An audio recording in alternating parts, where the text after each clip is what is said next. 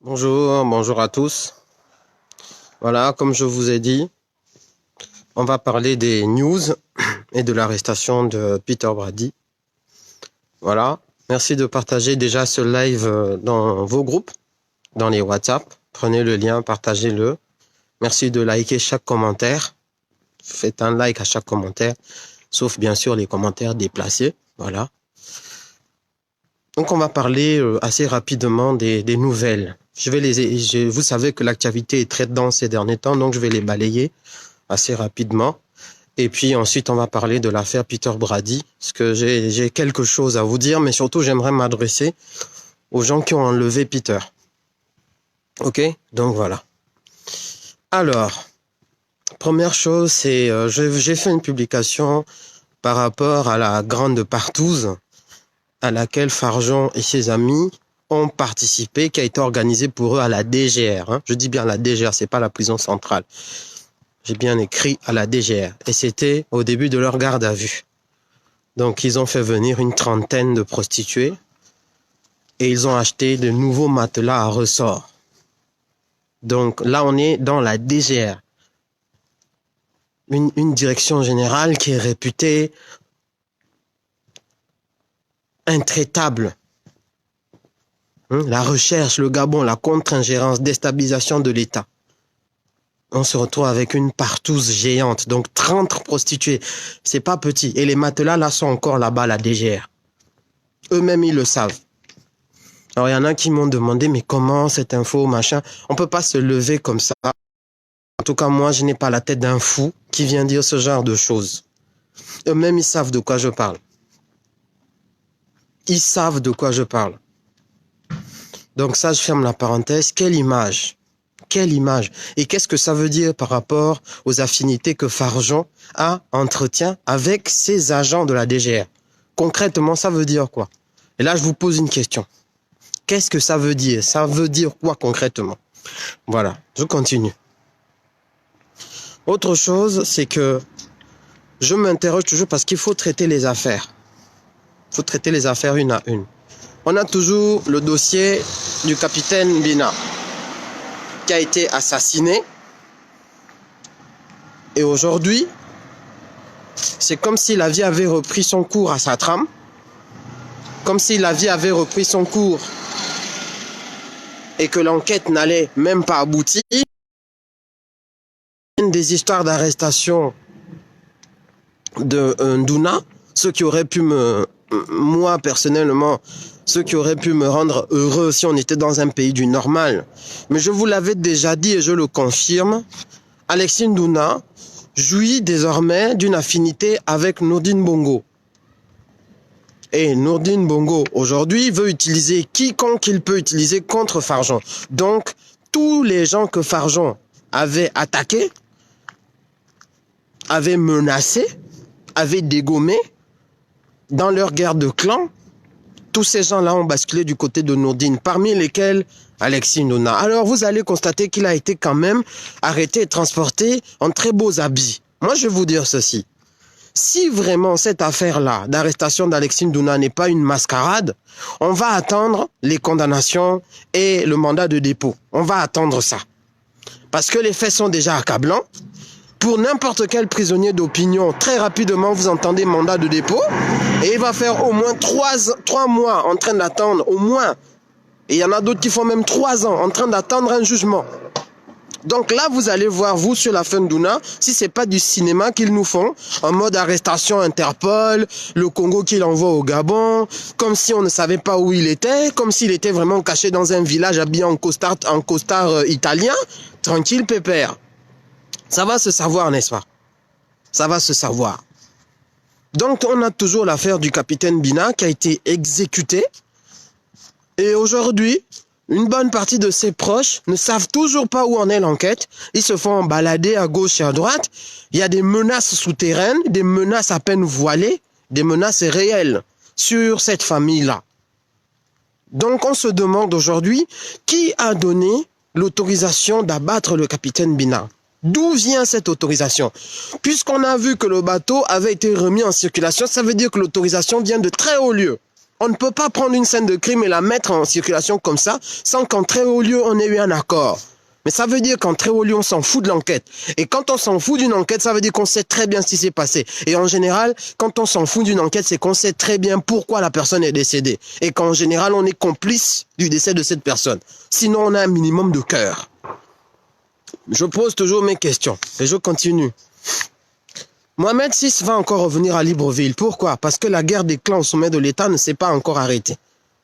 Donc, il va sûrement revenir, damer un autre conseil des ministres, avec des nominations, boucler le fameux gouvernement de salut national de je ne sais pas trop quoi, parmi lesquels certains avaient déjà obtenu des postes.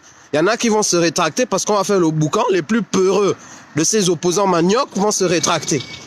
Mais les autres vont continuer les accords qu'ils avaient déjà. Parce qu'ils ne savaient pas qu'on allait savoir cette info. Qu'ils ont négocié des postes. Qu'ils ont négocié les postes. Mais, comme j'ai dit, il y a une ligne rouge. Et je reviendrai pour parler spécialement de cette histoire d'opposants manioc. Je suis encore en train de finir 2 ou 3 petites recherches et ficeler 2 ou 3 petites informations. Je vous assure que ça va se savoir. On va se oise. Il faut déjà leur transmettre ça. Alors, il y a une information que je n'ai pas encore publiée sur les réseaux, que je vais vous donner là. C'est que hier, il y a eu une fusillade dans l'armée de terre, à Minkébé.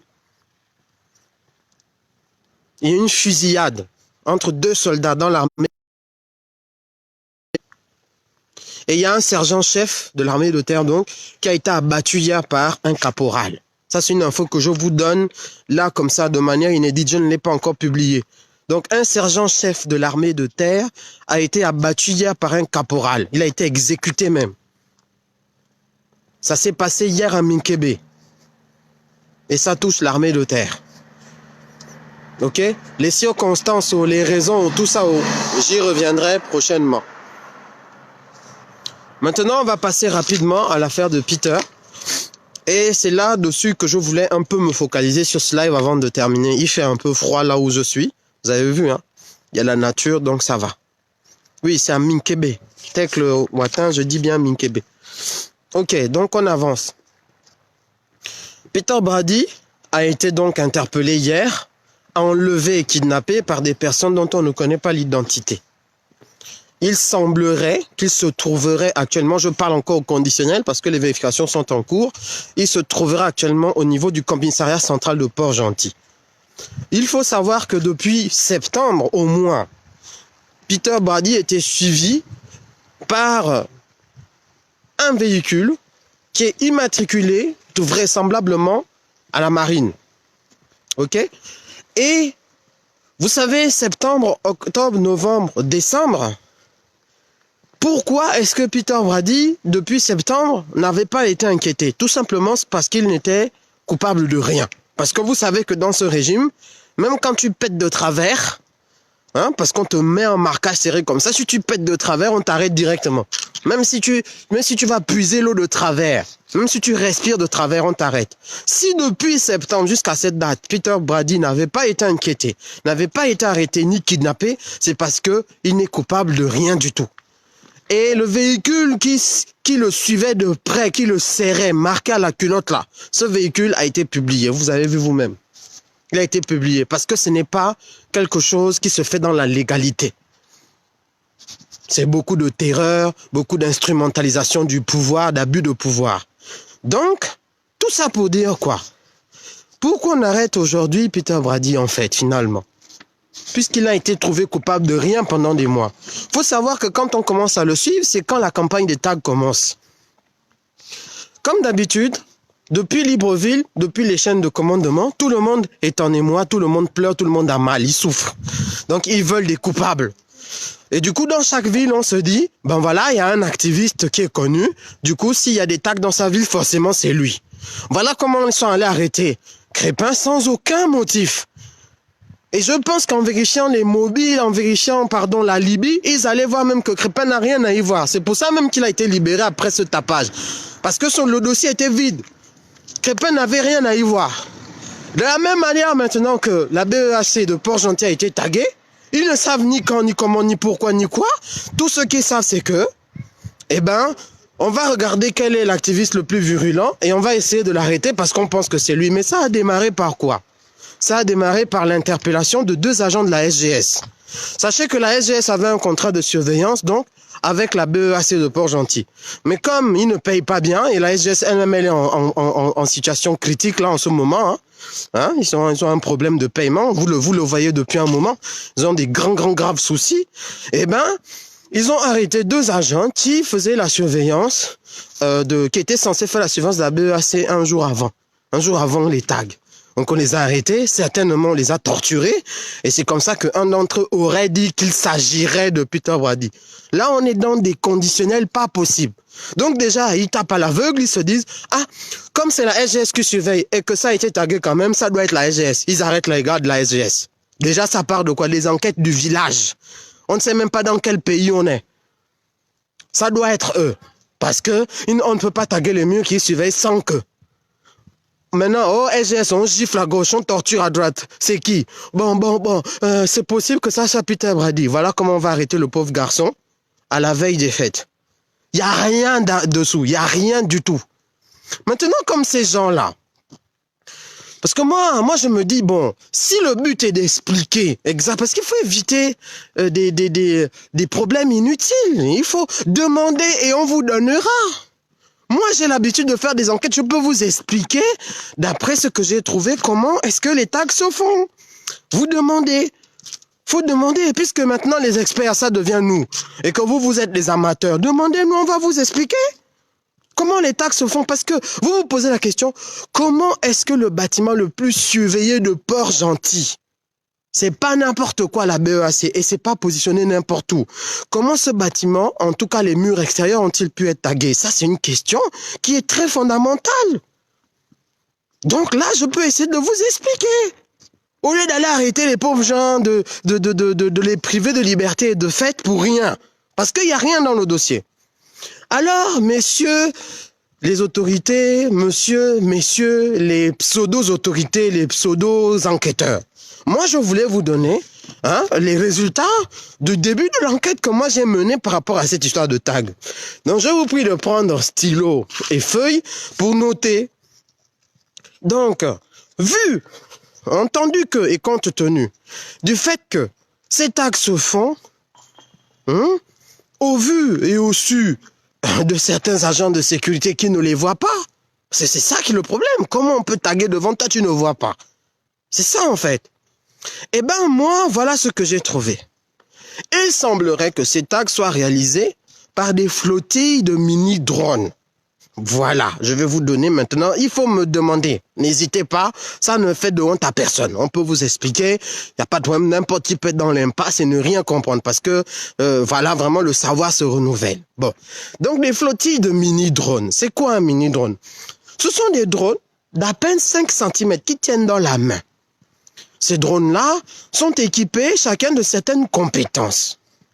Il y a des drones qui sont par exemple forts pour filmer, mais il y en a d'autres qui peuvent être des projecteurs d'encre. D'accord? Des projecteurs d'encre. On les appelle les drones taggeurs. Ce sont des drones qu'on va configurer spécialement pour taguer.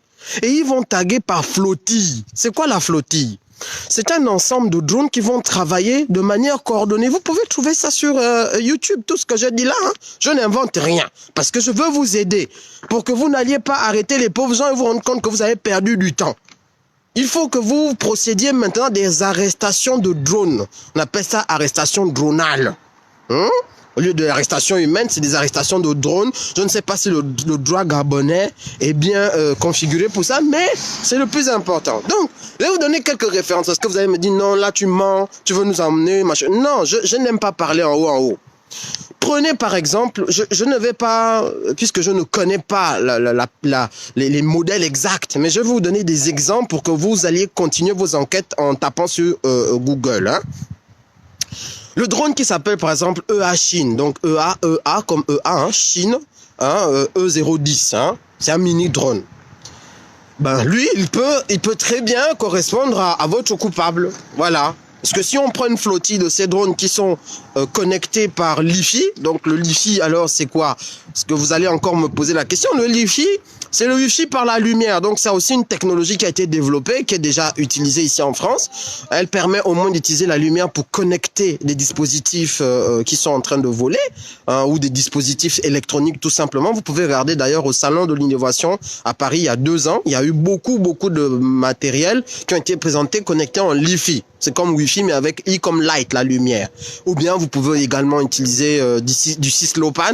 Alors le Cislopan, c'est aussi une technologie de communication, en tout cas de liaison, qui est très low cost entre des devices. On appelle ça comme ça en anglais, mais c'est pas la peine, c'est des appareils volants dans le cas d'espèce. Mais vous pouvez également avoir tout simplement du Bluetooth. Alors le problème du Bluetooth, c'est souvent vraiment la perte de connectivité et puis les distances. Donc voilà. Ok, donc vous pouvez également regarder le modèle Proto-X qui est fabriqué par la société Estes. Donc Estes qui est une sous-marque de Hubsan. Hubsan qui est un fabricant de drones très connu. Alors lui, ce drone-là, Proto-X, il mesure 5 cm à peu près, donc c'est pareil. C'est des flottilles de drones, alors je vous explique, qui sont configurés pour taguer des messages. Et comme ils volent en mode silencieux parce qu'ils auraient été modifiés, ça c'est ce que j'ai retenu en tout cas de ce qui se passe actuellement. Mais quand ils volent, vous n'entendez rien. D'où ce qui explique que quand le vigile, même s'il a les yeux ouverts, parce que c'est quand même des petits drones, donc ça vient. Ali Bongo est mort. Non, au CFA. Je vous fais le bruit à la bouche parce que je ne maîtrise pas exactement le bruit que ça fait, mais ça s'imprime et pof, ça disparaît. Il faut, alors d'après les calculs, c'est entre 5 et 7 minutes pour qu'un tag de ce type que vous voyez là, tous les tags qui ont pilulé autour de, parce que quand même, ça a fait le pourtour des murs de la BEAC, sans que personne ne s'en rende compte. Donc, vous comprenez, c'est pour ça. C'est les drones. Alors ensuite il y a évidemment le modèle Blade Nano QX qui est très connu parce que lui, à la différence des autres, il est équipé de la technologie Safe. Alors la technologie Safe, c'est ce qui permet à n'importe qui, même un débutant, de pouvoir piloter le drone sans qu'il perde le contrôle du drone. Ça s'appelle Safe, S-A-F-E. Notez, de toute façon le live est là, vous pouvez l'écouter en replay. Donc moi je donne les infos. Et puis maintenant, après il y a les mêmes drones mais équipés cette fois-ci de caméra parce que les premiers ils sont un peu aveugles, ils arrivent, ils ont leur message, ils écrivent, ils partent. Ça veut dire que celui qui est, il n'y a pas de moniteur pour pouvoir contrôler ce qu'ils font. Eux-mêmes, ils savent ce qu'ils font en fait. Mais il y a maintenant ceux qui sont équipés de caméras, notamment le Tierson CX10C, tapez sur internet là, les mesures c'est 2,3 fois 4,3 cm. Tout ce que je vous dis là, je n'invente pas, vous pouvez le trouver sur internet, il n'y a pas de problème.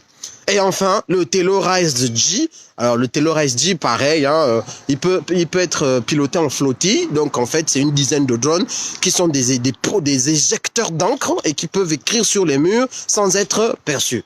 Donc, chères autorités, avec toutes les infos que je viens de vous donner là, je pense... non, c'est Safe, Colombine, Safe, S-A-F-E, la technologie Safe. Je pense que premièrement, comme dans le cas de Crépin, vous allez vous rendre compte que Peter Brady a un alibi solide. Parce que il n'a rien à voir avec ça. Et Peter, jusqu'à preuve du contraire, c'est pas un drone. Bon, c'est vrai qu'au Gabon, je sais qu'il y a eu l'arrestation de Yao qui avait piraté le papier lors des élections. Donc, vous êtes vraiment spécialiste d'inventer des choses qui sont aujourd'hui comment irréalisables. Mais Peter Brady n'est pas un drone, ce n'est pas une flottille de drones. C'est un être humain en chair et en os qui sait souffrir et qui a besoin de passer les fêtes auprès de sa famille. Ne lui perdez pas le temps. Moi, je vous recommanderais vraiment, voilà, d'essayer vous aussi, de votre côté, de vous équiper d'une flottille de drones, là, cette fois-ci des drones chercheurs, voilà, qui, mieux qu'un drone, peut combattre un autre drone. Les drones chercheurs, voilà, ils volent. Et là, on aurait une belle bataille de drones dans la nuit, ça serait intéressant, et ça vous permettra, et bien évidemment, d'élucider très rapidement cette histoire de tag, parce que effectivement, ça fait beaucoup de bruit. Ça fait tache sur les murs de la BEAC. C'est quand même quelque chose de terrible. Voilà, donc je voulais vraiment le dire. Et alors, maintenant pour nous, parce que bon là j'ai fini de parler aux pseudo-enquêteurs. Pour nous maintenant, vu que Peter Brady doit sortir de prison parce qu'il n'a rien à voir, entendu que c'est les drones qui sont coupables, Entendu que la police aujourd'hui et les autorités n'ont pas encore ce qu'il faut pour choper ces drones et peut-être qu'ils ne savent pas encore procéder aux arrestations dronales, nous devons nous organiser pour qu'un avocat puisse libérer Peter Body parce que la Libye doit être costaud. La Libye de Peter, vu qu'il n'a rien à voir. Voilà, certainement il se reposait tranquillement chez lui le jour où les gars de la SGS auraient manqué à leurs obligations parce que potentiellement ils ne sont pas payés, je ne sais pas. Mais voilà. Donc, rapprochez-vous de tout ce que vous connaissez dans la résistance pour pouvoir aider Peter Body parce que maintenant on est dans la résistance qui sauve et qui permet d'éviter les bavures. Voilà. Nous ne voulons pas que Peter souffre une énième fois d'une bavure par incompétence technologique. Donc, rapprochez-vous de nous, on va faire une collecte pour payer un avocat. Ça doit aller un peu plus vite qu'avec Crépin parce que c'était difficile d'avoir accès à ce dossier-là. Là, on a tout ce qu'il faut. Ok? Donc, rapprochez-vous. Il y a Bob, il y a moi, il y a Grace, vous avez qui d'autre? Suzanne, les PH. En tout cas, suivant vos affinités respectives, rapprochez-vous, envoyez ce que vous pouvez par MoneyGram et toute la clique. Et si vous êtes au Gabon que vous voulez faire des RTL Money, n'hésitez pas. Hein, vous pouvez vous rapprocher de moi, de tout ce que j'ai cité, et plus si affinité, tous ceux à qui vous avez confiance. Et voilà. Voilà. Et du coup, cet avocat, non, vous inquiétez pas. Les avocats du Gabon sont des avocats qui savent défendre les dossiers. Ne vous inquiétez pas. Tout le monde n'est pas véreux non plus au Gabon. Donc voilà, je pense que c'est tout ce que je peux vous recommander. Donc restez connectés là-dessus et mobilisez déjà vos cotisations. Le frangin doit sortir. D'accord? Donc on est ensemble. C'est l'homme qui a peur. Merci de partager ce live. Avant de nous quitter, partagez. Cliquez juste là-dessus et je reviendrai avec d'autres informations plus tard. Bon, juste aux policiers, si vous pouviez au moins me dire merci. Et puis si quelqu'un a vraiment besoin d'en savoir plus sur la flottille de drones, hein, n'hésitez pas. Moi, je suis pas, vous savez, moi, mon Facebook est ouvert. Y a des gens qui s'approchent, qui me posent des questions. Venez, hein, on est entre frangins. Hein, c'est pas parce que vous êtes des autorités aux ordres qu'on peut pas se parler. Je vous ai livré des informations. Je peux même aller un peu plus loin sur la composition de la matière des drones. Parce que ça aussi, ça aide à voler plus haut ou plus bas. Je peux aller plus loin. Beaucoup plus loin. Donc, merci beaucoup de cette généreuse attention. Et viendez seulement. On est ensemble, c'est l'homme qui a peur. Sinon, il n'y a rien.